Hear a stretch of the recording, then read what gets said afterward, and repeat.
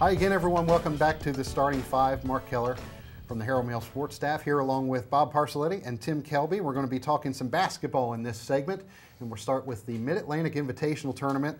30th edition of the tournament, held every Thanksgiving weekend out at St. Maria Goretti. And Tim, the headline usually for this tournament is the teams that are coming in and the competition. This year, the headliner's a favorite son. Yeah, I think the headline coming into the tournament is Rodney Monroe. Who the headline is at the end of the tournament remains to be seen. But this, can you believe it? This would be a return engagement, so to speak, for Monroe. It'd be since already it's been 5 years since he was back here. 2008 when Cokie Robertson had his last home game as a coach. It's unbelievable. But Monroe is the coach at South Lake Christian Academy down in North Carolina. And he said he's looking forward to really coming back home, especially as a coach. It'll be a different situation. And I know that he's certainly hoping to go back home with 2 victories. Well, certainly when Rodney was at Goretti, he didn't spend a lot of time on the sideline. He was on the court. Still the leading scorer in school history and state of Maryland history. State of Maryland. Still, obviously had a great career at North Carolina State, All-American in '91. Still holds all those marks. What's his team look like? He's got he's got 3 prospects that are D1. They got some pretty good. They're not a big size team, but they like to get out and run. So far, they've played 2 games this season. They lost Tuesday night by 2 points, 75-73, and then plus he's got a son on the team, Miles, a freshman.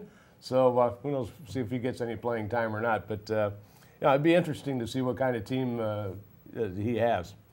Goretti hasn't won the tournament since 2005. Yeah.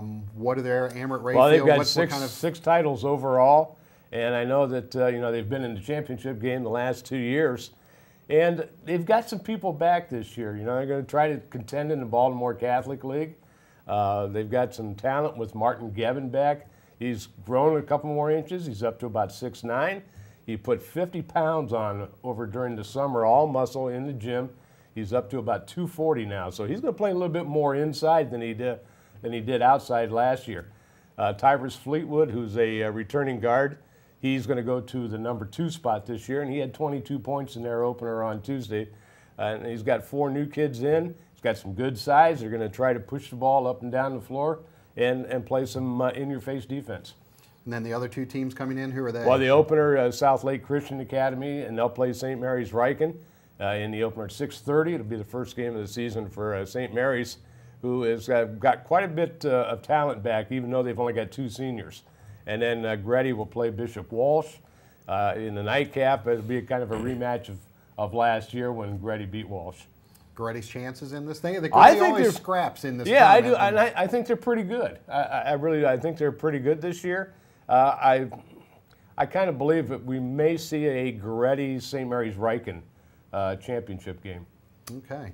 Well, that tournament is Friday and Saturday out at St. Maria Goretti, and Tim will be there all weekend with all the coverage, so you can check that out at herald-mail.com. We move to HCC now, and they're going to be playing all weekend too. Bob, the men's team off to a flying start this year, 6-0 on the year, and they're kind of doing it with some local names. Yeah, they're kind of building around Williamsport product and a Martinsburg product. The Williamsport product is Stephen Christie. He's starting to play, and he's been starting after sitting out last year. Part of it was to heal a little bit from some of the battles he had in high school, but part of it was to get himself into the college mode, because it is a big change playing from high school to college. The other is John Eddie Clarius, who's from Martinsburg, and he's another one who he played sparingly last year, but he's starting to come into his own, and it's just a matter of learning to play HCC style. Right. Well, I'll throw another plug in here real quick. Bob has a story in the Thanksgiving edition of the Herald-Mail on John Eddie Clarius, a new U.S. citizen just about a month ago, right? He became a citizen on October 26th after moving here from Haiti in 2000. And it's kind of an interesting story, because I mean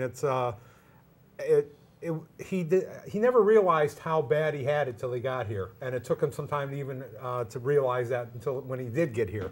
So it's kind of an interesting story. He's a good kid, though. Yeah, we'll check that out. Again, Hearld-Mail.com, you can read that story. And go back to the team, and one big name returning from last year, Antonio Jennifer, been playing well so far this season. He's very deceptive. 2 years ago, he was the McDonald's, the player of the game of the McDonald's game in Washington. And he came in here, and he's not real big, but he's got a nose for the ball, and he gets in there and he gets rebounds, and he's a banger. But he can shoot from outside too, and that's the HCC style. I mean, I have to admit, in the past, I hated covering their games because it was just running up and down. Now there's a defensive edge to them, and they are more complete over the last couple of years, and they're rather interesting to watch. And they're going to have a really big test this weekend in a mixer tournament, the Jim Brown Classic. And they're bringing both teams from Monroe, which are very big nemesises of them, because Monroe out of the Bronx has been the team that beat them the last 2 years ago to the national tournament, and Monroe out of Rochester, New York, is just a team that has an edge. And it's been the guy that's coaching there coached against Barry's dad, Jim Brown. And there's a history there, too. Right. Well, and Allegheny will be the other team in town. They'll play the other Monroe, while Hagerstown is playing one, and then the Hawks get Allegheny next Wednesday. And then on top of that, then they go up to Monroe and play Monroe Bronx again up there next week. So they have some big tests coming up. Big tests for the Hawks. And I'll look at the women's team as well, because they will also be in action this weekend at HCC. They're off to a much slower start than the men's team, a 1-4 start under new coach Vicki Bullitt. Well, it's a transition period. It's a it's the college game for a lot of these girls, because they only have 2 returning girls, and they're both locals. Ashley Smothers from Boonesboro and Katie Sprecher from Smithsburg are the only 2 returners. So they have it's an all new thing, and they're all learning a new program with Vicki.